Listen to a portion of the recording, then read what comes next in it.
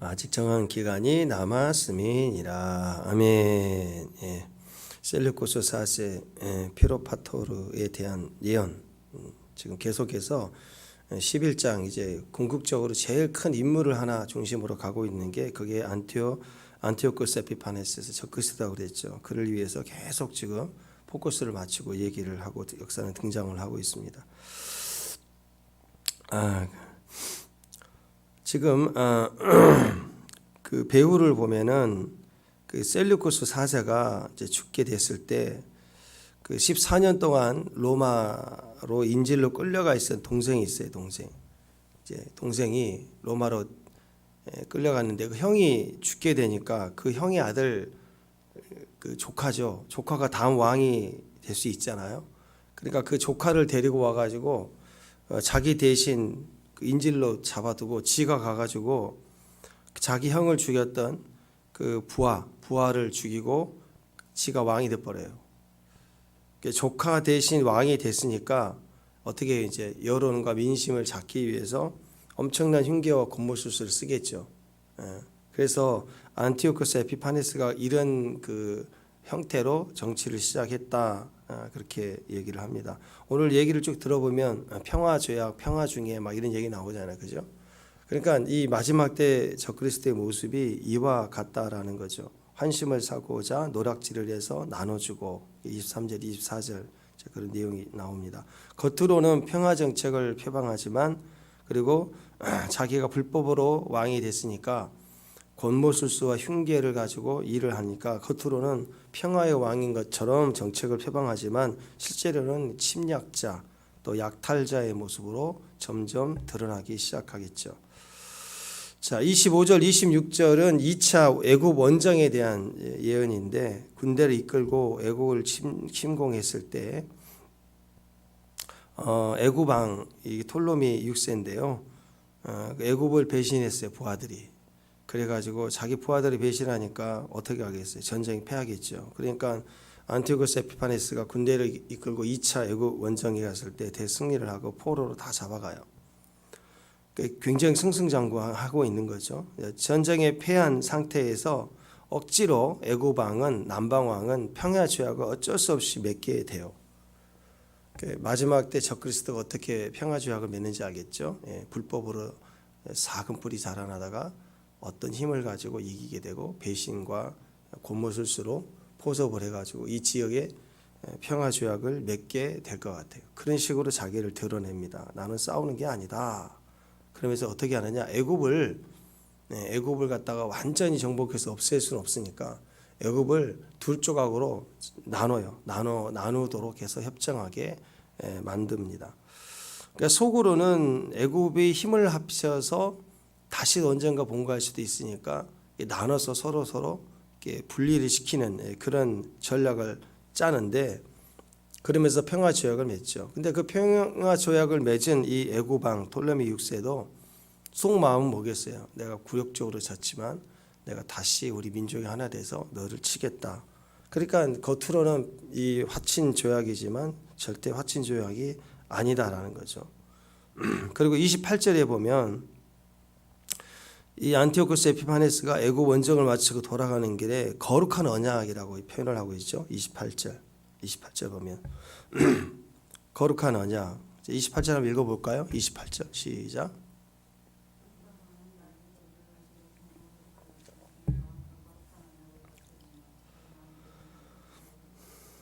네, 거룩한 언약이라고 표현한 것은 이제 이스라엘과 맺은 그 평야 조약을 말합니다. 근데 겉으로 자기가 분리할 때 또 타겟으로 하고 있는 애굽만 집중할 때는 다른 나라와 내가 침공하지 않겠다 하고 평화 조약을 맺었지만 아니라는 거죠. 하나씩 점령해 가면 다 지배욕이 드러나지 않겠어요? 그래서 유대인을 공격합니다.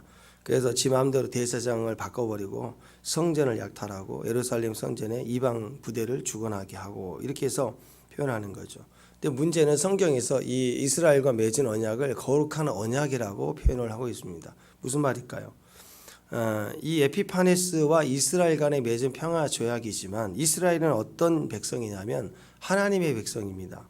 그래서 사실은 겉으로는 에피파네스가 이스라엘과 맺은 언약 같지만 언약을 맺는 순간 누구랑 언약을 하는 거냐면 하나님과의 궁극적인 이스라엘의 아버지이신 하나님과 맺은 언약을 한 거예요.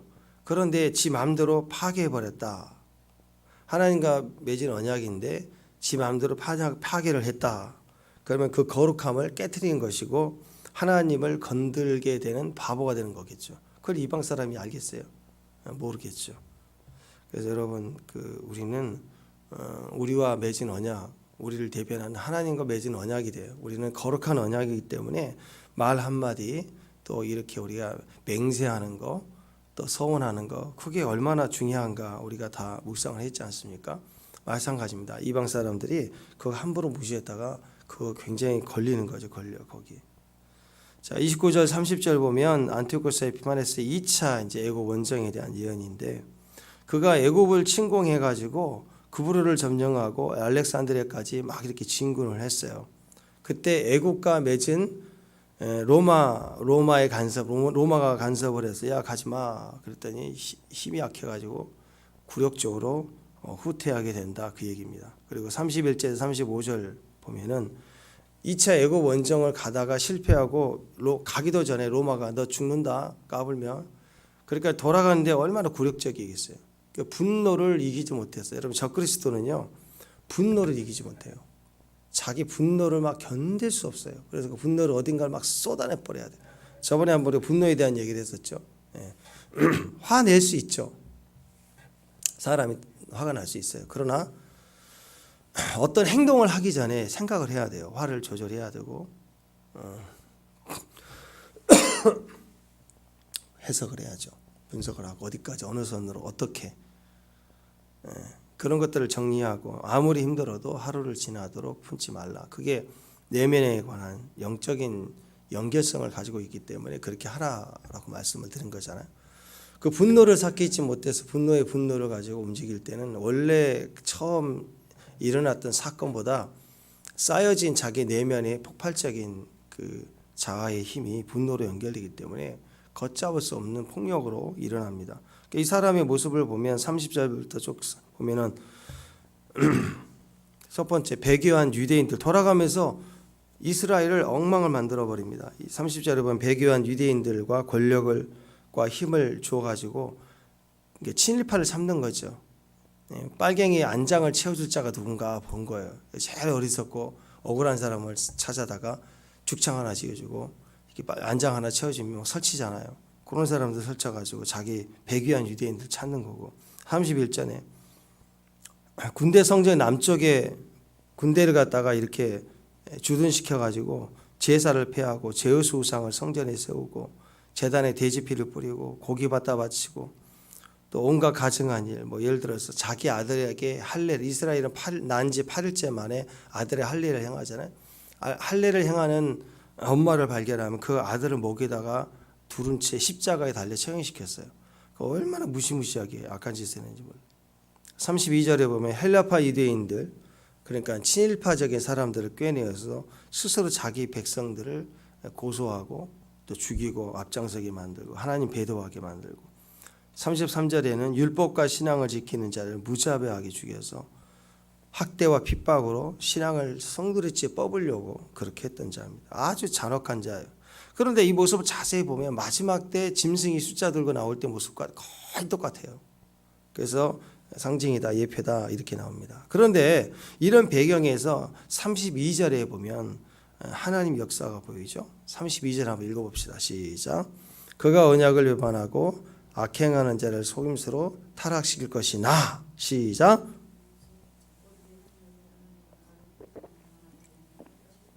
오직 자기 하나님을 아는 백성은 강하여 용명을 떨치리라. 다니엘서의 유명한 말이죠. 배교자들의 그런 그 비난, 자기 백성인데 배교자들을 막 비난하고 조롱하고, 그 다음에 헬라 문화가 막 빨리 움직여지는 시대적 격동기, 안티오코스의 어떤 협박과 학살. 근데 거기서 신앙과 율법을 지키기 위해서 목숨까지 버리면서 신앙을 지키는 신실한 하나님의 백성들도 있었다라는 거예요. 그 얘기. 33절 보면 이런 박해 속에서도 유대인 중 지혜로운 자들 이렇게 등장하는 무리들이 나옵니다. 지혜로운 자들이 어떤 일을 했느냐? 조직적으로 저항 운동도 하게 돼요. 이 사람들은 이제 정치 운동 비슷하게 또 반항, 저항 운동, 독립 운동 뭐 이런 것처럼 하는 거죠. 그러니까 신앙을 신실하게 지키는 사람들도 있었고 또 한편으로는 적극적으로 민족 운동을 하는 자들도 신앙 운동을 하는 자들도 있었다. 그러나 에피파네스의 잔혹한 핍박 때문에요. 이렇게 저항 운동을 했지만 심각한 난관에 봉착하게 되겠죠. 왜냐하면 이 에피파네스는요. 지금 보시다시피 무시무시한 폭군에다가 전투 경험이 많은 자들이잖아요. 그렇죠? 현재 힘을 가진 자. 근데 우리는 군대가 아니에요. 이건 아니다. 우리가 저항하자. 그래서 독립운동을 하는 사람들은 여기저기 일어나지만 금방 진압돼 버리죠. 오히려 성공하지 못하고 이로 인해서 많은 사람들이 더 싸잡아다가 순교당하는 그런 결과를 더 낳게 되죠. 비참한 거예요, 한마디로. 그럼 우리가 뭘 볼 수 있습니까? 작은 빛을 보는 거예요. 어떤 빛이었어요? 어떤 핍박 속에서도 자기 하나님을 아는 백성은 강하여 용맥을 떨치더라. 그리고 또 어떤 사람은 그 중에서 그런 사람들 중에 우리가 이렇게 있으면 안 되다. 우리가 일어나자 하고 사사기 시대에 사사들과 같이 일어나는 무리들도 있었다. 그러나 그것이 별로 힘을 발휘하지 못하고 오히려 사람들을 더 잡아가다가 순교를 당하게 되는 결과를 더 낳게 되었다. 우리 일제 시대에 뭐 비슷한 그 모습들을 보지 않겠어요, 그렇죠? 현세적으로는 힘을 가진 자들에게 반항해봤자 더 본때를 보여준다 해가지고 더 고난을 당하게 되는 그런 모습을 보게 되는 거죠. 자, 이 에피파네스의 박해를 당하면서 대항하는 이 사사와 같은 자들의 항거 운동이 일어나지만 효과 없이 사라져 가기 시작했을 때 그 유명한 유다 마카비 가문에 마카비 혁명이 성공을 하기 시작합니다. 그 중에 사사 같은 사람이 등장해요. 그리고 많은 사람들이 그 혁명에 동참하게 될 것이다. 그게 34절이에요. 34절 읽어보세요. 자, 34절 시작.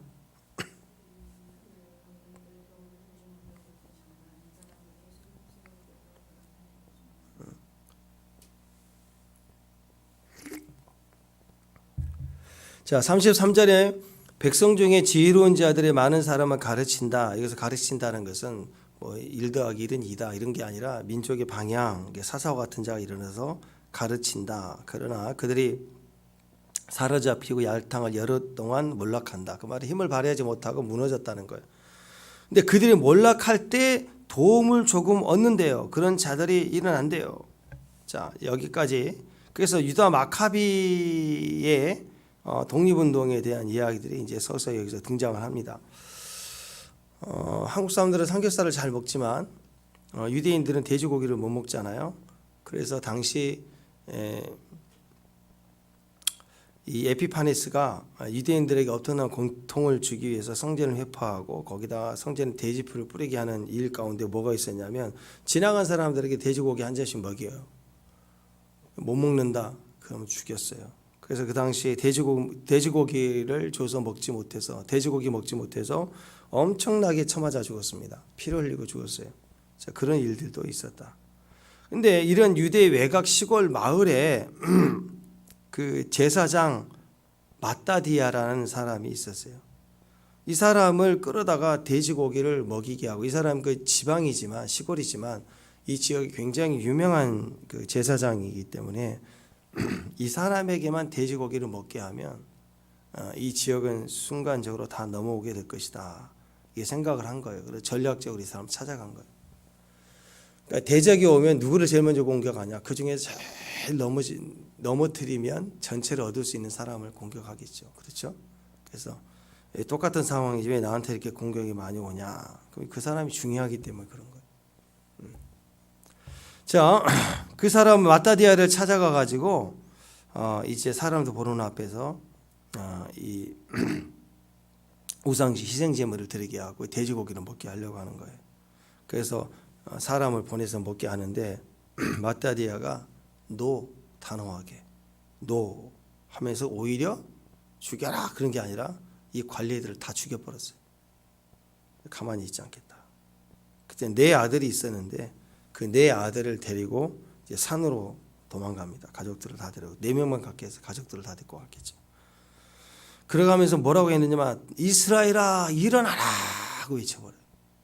그러니까 이 마을 사람들을 존경했던 사람들과 이 모든 사람들이 그래 그 다음에는 우리겠지 똑같겠지 안 돼 차라리 싸우면서 죽겠다 하고는 산속에 들어가는데 수만 명이 모이더래요. 그리고 산속에서 게릴라전을 하는 거죠. 막 숨었다가 치고 도망가고 치고 도망가고. 그래서 이 마따디아가 결국 그 과정에서 이제 나이가 많이 들어서 노령으로 죽게 됩니다. 그랬을 때 그 셋째 아들 유다가 주도권을 잡으면서 치고 빠지는데 워낙 강력해요. 그래서 그 망치로 때리는 것 같다 그래가지고 망치라는 이름의 마카비, 그래서 마카비 혁명이 일어납니다. 유대인들의 독립운동 중에 가장 강력한 유다 마카비가 되죠. 그래서 이 성과를 크게 거두게 되면서 전국적으로 지연병이 늘어나게 되고, 그래서 셀루쿠스 왕조의 더럽혀진 이런 성전 제우스 신을 세운 데를 파괴하고 성전을 대지피로 뿌리는 거 다 치우고 청소하고 깨끗하고 새 제단을 세우게 됩니다. 그래서 유대인들이 지금 수전절이라고 그래요. 하누카 빛의 절기다. 그래서 여호와께 다시 봉헌했다. 그래서 지금도 명제를 가지고 있어요. 그래서 여러분 인터넷에 그 메노라 치면은 메노라 그림이 나오잖아요. 그 메노라 그림 중에 보통 메노라는 7등인 거예요. 7등. 7개란 말이에요. 이렇게 빛이. 근데 이 하누카에 사용되는 촛대는 9개예요. 9개. 하누카 촛대라고 그래서 메노라를 쳤는데 왜 다 9개짜리가 나오냐 이렇게 하는데 이게 전설에 의하면 더럽혀진 성전을 이렇게 정화하러 이제 들어갔잖아요. 전쟁에서 이기고 혁명이 이겨서. 그래서 메노라를 찾아 불을 켜는데 메노라에는 한 하루 분량의 기름이 이렇게 들어 있었다는 거예요. 그래서 그 메노라를 이렇게 불을 비쳤는데 하루 분량인데 이게 8일 동안 계속 빛이 비친 거예요. 8일 동안 기적적으로 성전 안에. 그래서 하누카 촛대가 이제 9개 가운데 등을 기준해서 메노라가 3개 그래서 7개인 것처럼 8일 동안 빛이 났다. 그래가지고 가운데 기둥으로 8개를 양쪽으로 4개씩 해서 9개짜리 메노라가 이때부터 이제 만들어지기 시작해요. 자, 이런 배경을 가지고 있습니다.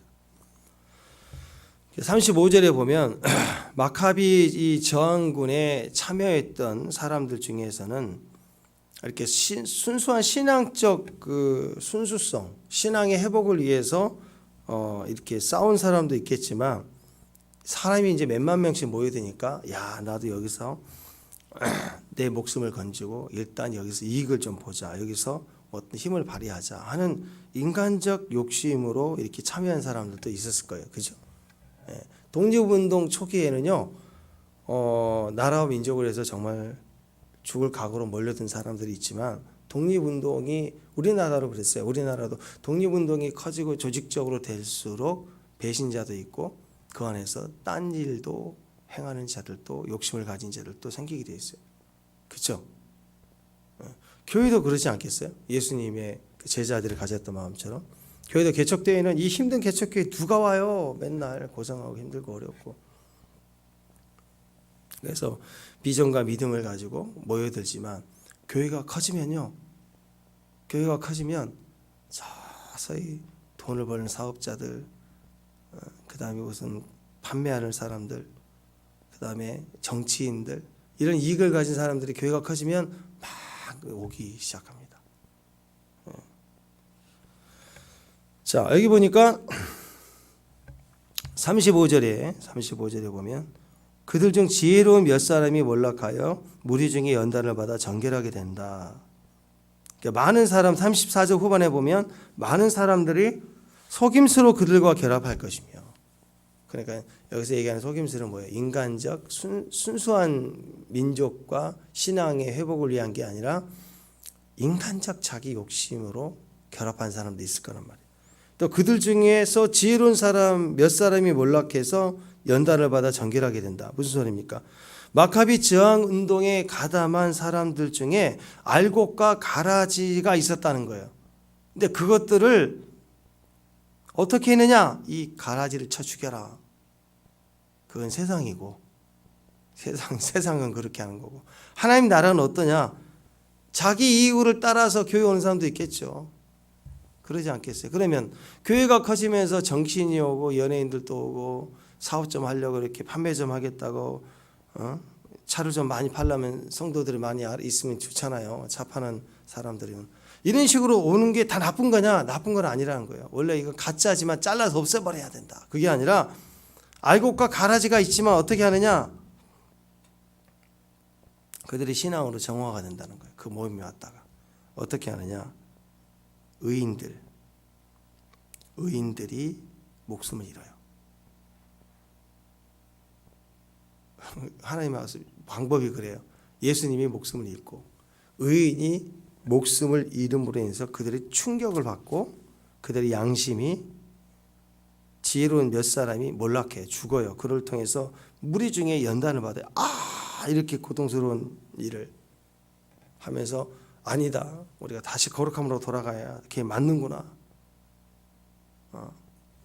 그러면서 정결하게 되고 그리고 하나님 앞에 전체가 깨끗하게 된다. 이렇게 얘기를 하는 거예요. 모든 그들이 정결하게 된다. 그 신앙입니다. 자, 여러분, 이 다니엘서의 내용을 보면은요, 실제적인 역사의 진행 과정이 그대로 이렇게 기록되어 있어요. 지금 역사와 관련돼서 제가 얘기하는 내용이 아니면 쭉 읽으면 그냥 누가 뭐 왔다 갔다 써 있고 무슨 말인가 이렇게 지나가지만 다니엘서에 썼던 내용이고 이게 무슨 말인가 싶은데 역사를 지나가서 사건을 보면 한 인물이 한 문장 안에 어떻게 행한 것인가, 어떤 사건이 유대에 일어나는가, 이런 일들이 정말 맞아 떨어지도록 정확하게 이렇게 기록이 되어 있는 걸 보면 놀랍죠. 실제 역사 진행 과정이 정확하게 다 기록되어 있는 걸 보면 너무도 놀라운 거예요. 그래서 세상 학자들과 그 자유주의 신학자들 가운데서는 뭐라고 하느냐? 이 다니엘서는 예언이 아니다. 너무 정확하다 이거예요. 너무 정확한 걸 본 적이 없어요. 만약에 틀렸다 그러면 틀렸다고 또 까불 거 아니에요. 또 성경이 맨날 틀린 얘기만 하고. 근데 다 맞으니까 너무 정확하게 나오니까 이건 다니엘 시대에 쓴 게 아니야. 후대에 한 BC 150년경에 그냥 누가 대충 써서 이렇게 성경에 붙인 걸 거야. 이렇게 말을 합니다. 아니죠. 그렇게 해석을 하면요. 성경 전체에서 읽을 만한 게 뭐가 있어요? 창세기 1장 1절부터 태초에 하나님이 이것부터 아멘하고 들어가야 성경이 읽혀지는 건데 인간적으로 이렇게 누가 써놓은 것일 것이다 이렇게 생각하고 읽기 시작하면 이렇게 받아들인다면 성경에서 읽을 게 하나도 없겠죠. 다 가짜겠죠. 창세기 1장 1장부터 가짜인데 그러면 그게 천지창조부터 그게 어떻게 받아들여지겠어요? 다 가짜가 되겠죠. 그게 다 하나님의 섭리이고 놀라운 역사예요. 요즘에도 이 시대도 보면 꼭 대통령 선거할 때쯤 되면 막 누가 되네 안 되네. 근데 사실 그런 예상은 별로 없고요. 대통령 선거 끝나면 그런 얘기 많더만. 대통령 선거 끝나고 누가 당선이 되면 그때부터 신문 광고에 용한 무당이 뭐 6개월 전부터 내가 예언을 했다. 뭐 누가 대통령 될 것을 내가 뭐 한 달 전에 얘기했다. 한번 듣도 보지도 못했는데 갑자기 자기가 했대. 그런 자들이 많이 나타나죠. 그리고 조용해요. 그 다음에 또 무슨 그 대통령 되면 꼭 자기가 예언했다. 뭐 이런 사람들이 미국도 그렇고 그런 사람들 꽤 많아요. 근데 가만히 보면 미래에 대한 예언적인 능력 가운데 이와 같이 다니엘처럼 아주 적나라하게 한 역사의 세세한 것까지 이렇게 다 기록해서 진행하는 것을 이렇게 세세하게 기록한 자가 없습니다. 그 말은 뭐예요? 이 다음에 이루어질 지금 35절까지잖아요. 단기적으로 이루어진 세세한 역사들인데 36절부터 45절까지 이제 에피파네스를 중심으로 하는 이 마지막 때 지금 일어날 예언들인데 이게 그 시대로 보지 말고 앞으로 이루어질 666 시대 마지막 시대에 일어날 일들로 이어져서 보면 아직 우리에게 이대로 이루어질 것이라는 확증을 주는 거죠. 이 다니엘 예언 중에 절반이 역사적으로 단기적으로 다 이루어진 역사적 사건이고 세미하게 이루어진 거면 당연히 이게 이루어지는 거 아니에요. 그리고 그 베이스를 가지고 요한계시록이 후 3년 반 7년 대환란의 이야기 중심이 한 이래가 딱 짜여서 요한계시록에 드러나 있습니다. 그러니까 이게 이렇게 연결되는 거기 때문에 반드시 이루어질 수밖에 없는 하나님의 예언이다. 우리가 이렇게 볼 수가 있는 거예요.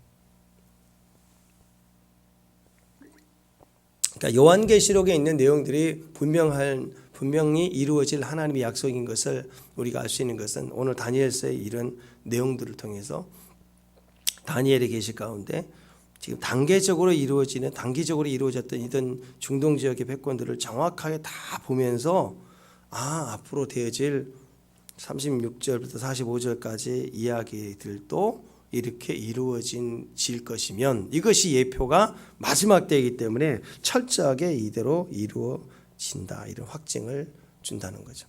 그러니까 조금이라도 그게 왜 그냥 이렇게 집어넣은 것이 아닌가, 이렇게 혹시 그런 마음을 가지면 창세기 1장부터 믿지 않는 사람인 걸로 확증되지 않겠어요.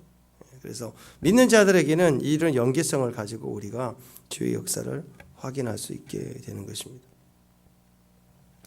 다니엘을 통해서 보세요. 이 격병기죠. 격병기라는 큰 위기는 사실은 이스라엘을 향한 새로운 기회가 되었다라는 거예요. 오늘 본문에 나와 있는 격병기들 보세요. 전쟁들, 남방 군대, 북방 군대 치고 빠지고 밑에서 억지로 막 싸우고 나라가 망하고 또 새로운 왕조가 세워지고 이런 역사들을 쭉 기록하고 있지만 왜 그러냐면 다 이스라엘에 대해서는 영적 관계성을 가지고 있기 때문에 남방 북방 이야기를 계속 쓰고 있는 거예요. 그러니까 남방 톨레미 왕조 애굽, 북방 셀루쿠스 왕조, 이 시리아 사이에 계속된 이 전쟁이지만 사실은 그들이 왔다 갔다 하면서 이겼다 졌다 할 때 어디를 지나가냐면 항상 그 전쟁터는 이스라엘 땅이었어요. 이스라엘을 빼놓고는 이 지역 이야기가 이루어질 수가 없어요. 그래서 이스라엘 직접적으로 표현하지 않았지만 이들이 밑에서 치고 올라가던 위에서 치고 내려오던 간에 이 전쟁 가운데 항상 이스라엘의 위기였어요. 그리고 그 이스라엘의 위기는 실제적으로 이스라엘의 한 격동기가 바뀔 때마다 새로운 기회가 생겼어요. 그러니까 이스라엘 입장에서는 이놈이 치고 와도 위기고 저놈이 치고 와도 위기잖아. 그죠? 피해를 보니까. 근데 그걸 자세히 보면 너무 압제가 크고 고통스러워서 도저히 못 살겠다 싶을 때는 위에서 치고 와서 그놈을 다 쓸어버리고 또 고난을 당하지만 이전보다 좀 낫게 하고 뭐 이렇게 하면서 새로운 패러다임의 기회들이 있었다라는 것입니다. 느부갓네살의 그 꿈을 그는 이렇게 얘기했죠. 꿈과 해몽을 같이 말하지 못하면 니들 다 죽인다. 얼마나 위기예요. 다니엘 오자마자 인재 양성 프로그램에 들어가자마자 이제 죽게 생긴 거예요. 싹 다 죽임을 당하는 그런 위기지만 사실 그것은 위기가 아니었고 이런 격변기는 다니엘에게서는 총리가 되는 맞춤 어떤 출세길이 되어지지 않았습니까? 그러니까 강력한 위기는 강하고 견고한 질서를 이전의 질서를 깨트리는 거고 새로운 기회를 주는 기회가 된다.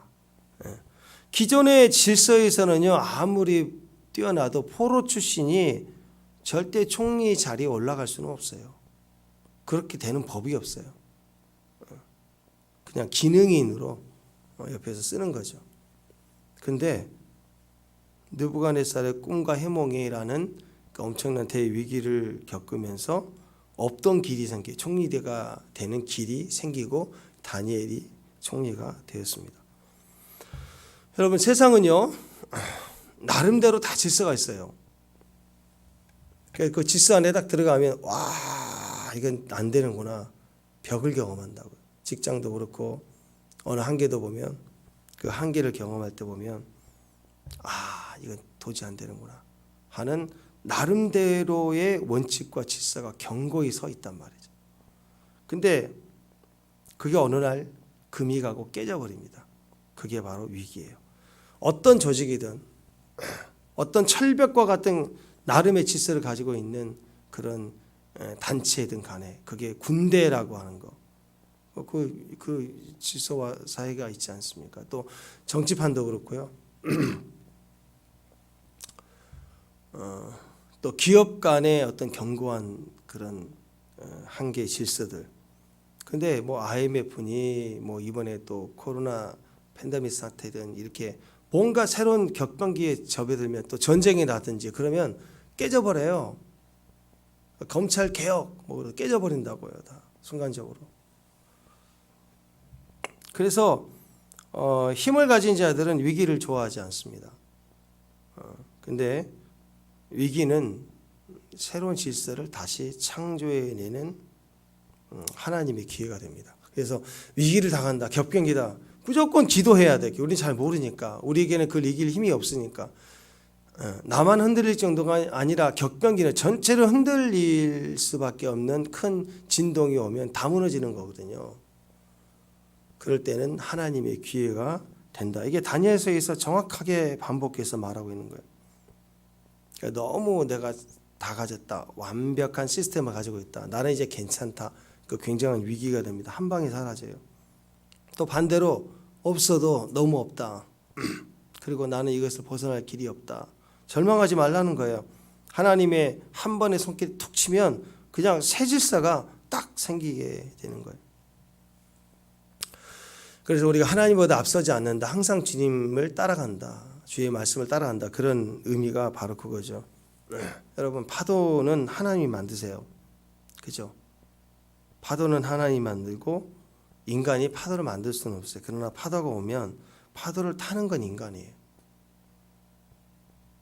바람도 하나님이 만드세요. 사람이 만들지 못해요. 그러나 바람이 거세게 불면 바람이 온다 그러지 말고 돛을 펴라 해가지고 바람을 타면 되는 거예요. 바람을 타고 파도를 타고 가는 게 인간이에요. 이게 하나님보다 앞서지 않는다는, 기다려야 돼요. 때를 기다리고 역사의 주관자 되신 하나님이 다 이렇게 역사하고 계심을 믿고, 거기서 파도가 오든 바람이 오든 파도가 오면 그 다음에 하나님이 기회로 얹고, 파도에 다 무너져 깨지지 말고 파도를 타면 되는 거고, 바람이 온다 하면서 나는 노를 저어 못 간다 그러지 말고, 이전에 기존 질서는 노를 저어서 가는 거라면 바람이 오는 것은 바람을 맞대서 어떻게 노를 저어가요? 그때 노 저을 때가 아니라 새로운 패러다임이에요. 새로운 시작이에요. 돛을 펼쳐서 바람을 타고 키를 잡고 운전해 가야 돼요. 주지 않으면 기다려야 되고, 주시면 바람을 타고, 파도를 주면 파도를 타고, 그렇게 가는 게 성도의 모습입니다. 그러니까 어떻게 해야 되죠? 바람과 파도를 나를 대적으로 보지 말고 하나님이 이 격변기에 우리를 쓰시고 우리를 위한 기회로 볼 수 있는 지혜가 필요하겠죠. 이걸 영적으로 깨어있으라 그래요. 깨어있으려면 어떻게 해야 됩니까? 기도해야죠. 기도함으로 깨어있으라. 깨어있어야 파도든 바람이든 우리를 위한 저항으로 보지 않고 우리를 위한 하나님 새로운 도움으로 볼 수 있다라. 이 팬데믹 사태, 코로나와 같은, 또 앞으로 이런 금융위기들, 이자, 전쟁, 유가오름, 물가오름, 이 모든 다 어려운 시기가 보기에 따라 위기일 수도 있지만 보기에 따라 기회가 될 수 있습니다. 우리 믿는 사람들에게는 하나님이 함께 하세요. 바람과 파도를 보지 말고 그 뒤에 하나님이 보내시고 하나님이 주관하고 계시는 것을 보고 있다면 항상 이것이 우리에게 기회가 됩니다.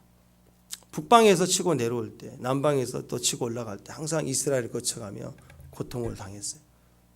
다 위기죠, 위기. 그런데 거기서 살아남은 자들, 신앙을 지키는 자들을 통해서는 강력한 하나님의 백성들이 신앙의 힘을 더 가지고 일어서게 하셨다라는 게 단련이고 연단이죠. 불 속에 넣었다가 망치질하고 다시 물 속에 넣었다가 불 속에 넣었다가 물 속에 넣었다. 이걸 통해서 누구를 건지는, 불순물을 건지는 게 아니죠.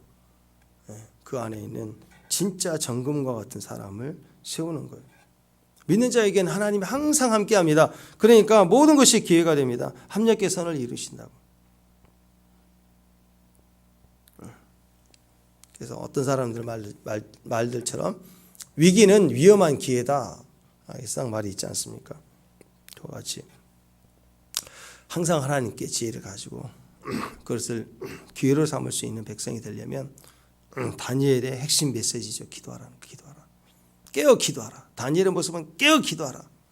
다니엘에 나타난 모든 역사들, 모든 기적들, 초자연적 현상들 다 기도라는 중심 위에 나타나는 그런 꽃 향기 그런 거에 다. 다니엘은 기도하는 사람이었습니다. 기도의 삶을 보여주는 사람이었죠.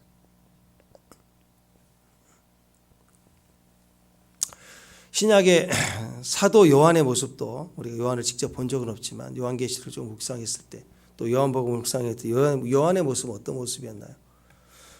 요한의 모습도 약간 세례 요한의 모습처럼 막 머리 풀고 나타나서 산신도사처럼 얘기하는 그런 사람이 아니었죠. 요한의 모습은 밤모섬의 모습처럼 엎드린 자의 모습이에요. 예수님의 모습, 예수님도 많은 사역을 통해서 많은 사람들 가운데 복음을 증거했지만 예수님이 그러면 첫 번째 딱 떠오르는 모습은 기도하는 모습 아닌가요? 겟세마네에서 짜내며 기도했던 모습. 엘리야, 무릎 사이에 얼굴을 대고 엎드려 해산하는 여인의 모습처럼 기도하는 모습. 영적인 사람들의 특징입니다. 기도 위에 깨어 있을 때 파도도 바람도 탈 수 있습니다. 그런 깨어 기도하는 기도의 축복을 받는 저와 여러분 되시길 바랍니다. 기도하겠습니다. 하나님 감사합니다. 우리가 기도함으로써 항상 깨어 있는 신부의 예복을 입고 단장하고 준비되는 하나님의 거룩한 어린 양의 혼인잔치에 참여하는 기쁨을 벌써 가지고 있는 주의 종들 되게 하옵소서.